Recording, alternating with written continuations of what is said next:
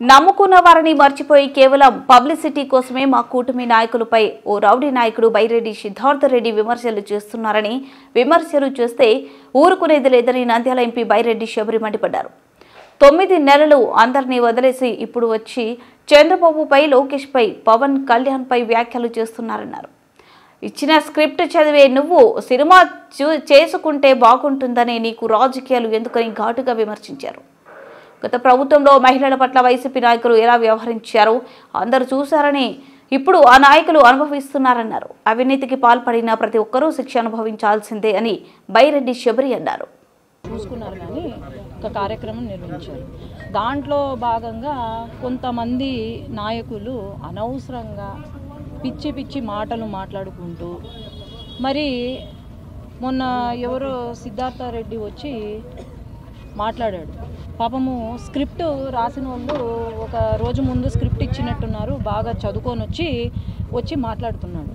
ఏంలే చాలా నెలల నుంచి పాపం ఆయనకు యూట్యూబ్లలో, ఫేస్బుక్లలో, సోషల్ మీడియాలలో షేర్స్, లైకులు రాక మళ్ళీ ఇప్పుడు వచ్చి నోటికి వచ్చిన మాటలు సీఎం గారిని, పవన్ కళ్యాణ్ గారిని, లోకేష్ అన్నను అందరినీ మాట్లాడడం అనేది నేను ఖండిస్తున్నాను. ఈరోజు ఆ రోజు అన్నాడు కార్యకర్తల గురించి మాట్లాడుతున్నాడు. 9 నెలలుగా మరి కార్యకర్తలు నమ్ముకున్న కార్యకర్తలు చాలామంది ఉండొచ్చు అతనికి. మరి 9 నెలలుగా కార్యకర్తలని గాలికి వదిలేసినాడు. మరి కార్యకర్తల గురించి మాట్లాడే అర్హత ఇట్లాంటి రౌడీ నాయకులకు ఉందా అని నేను ప్రశ్నిస్తున్నాను. ఆనాడు ఏమన్నారు, కార్యకర్తలను అరెస్టులు చేస్తున్నారు. అరెస్టుల గురించి పాపం ఈయన మాట్లాడుతున్నాడు. నేను నిన్నాను కార్యకర్తలతో, వాళ్ళు అధికారంలో ఉన్నా కూడా, వైసీపీ అధికారంలో ఉన్నా కూడా నేను నిన్నాను, నా కార్యకర్తల వెంట నేను పోరాడినాను.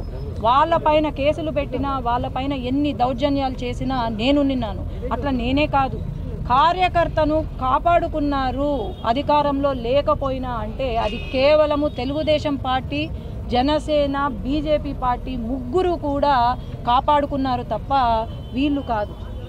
గెలవంగానే మేము అధికారంలోకి రాగానే భయపడి పారిపోయే వాళ్ళు ఈరోజు కార్యకర్తల గురించి మాట్లాడుతున్నారు. మరి ఆనాడు నా పైన కేసులు వేసినప్పుడు లేదా, అక్క అని కూడా లేకుండా ఆ రోజు లోకల్ బాడీ ఎలక్షన్స్లో మేము గెలుస్తామని చెప్పి మా నాయకులను, తర్వాత సర్పంచ్ క్యాండిడేట్ని అందరినీ కిడ్నాప్ చేసి అనవసరంగా తప్పుడు కేసులు నా పైన పెట్టినప్పుడు కేసుల గురించి మరి మీరు మాట్లాడుతుంటే చాలా గమ్మత్తుగా ఉంది.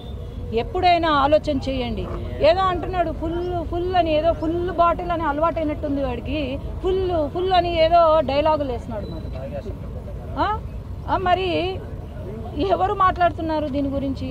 మళ్ళా అంటారు అందరూ జగన్ గారు మళ్ళీ రావాలి అని అనుకుంటున్నారంట. ఎవరు అనుకుంటున్నారు నాయన జగన్ గారు మళ్ళీ రావాలని? అసలు మీరు నియోజకవర్గాల్లో ఉంటే కదా జగన్మోహన్ రెడ్డి మళ్ళా రావాలా వద్దా అని అనడానికి. దేనికి రావాలనుకుంటున్నారు? డ్రగ్స్ ఫుల్గా అంతా మొత్తము ఎక్కడ పడితే అక్కడ విచ్చలవిడిగా అమ్ముతూ ఉంటే దానికోసమా? కల్తీ మద్యము అమ్ముకుంటే లివర్లు చెడిపోయి ఎంతోమంది ప్రాణాలు పోతుంటే దానికోసమా మీరు కావాలనుకుంటున్నారు? లేదంటే యువత పాపం 10th క్లాసు, ఇంటర్మీడియట్ పూర్తయిన యువతకు ఏదో ఇస్తాము, 5,000 జాబులు ఇస్తామని వాలంటీర్ జాబులు ఇచ్చి వాళ్ళ బ్రతుకు, వాళ్ళ భవిష్యత్తుని నాశనం చేసినందుక మళ్ళీ జగన్ గారు కావాలా వీళ్ళకు? లేదంటే రాజధాని కూడా ఏమీ చేయలేకపోయినారు. ఒక రాజధాని లేదు 5 సంవత్సరాల్లో. మళ్ళీ పోలవరం ప్రాజెక్టు గురించి మాట్లాడతారు. అసలు అవగాహన ఉందా? చదువుకున్న వాళ్ళు, చదువుకోని వాళ్ళు కూడా ఈరోజు ఇన్ని పెద్ద మాటలు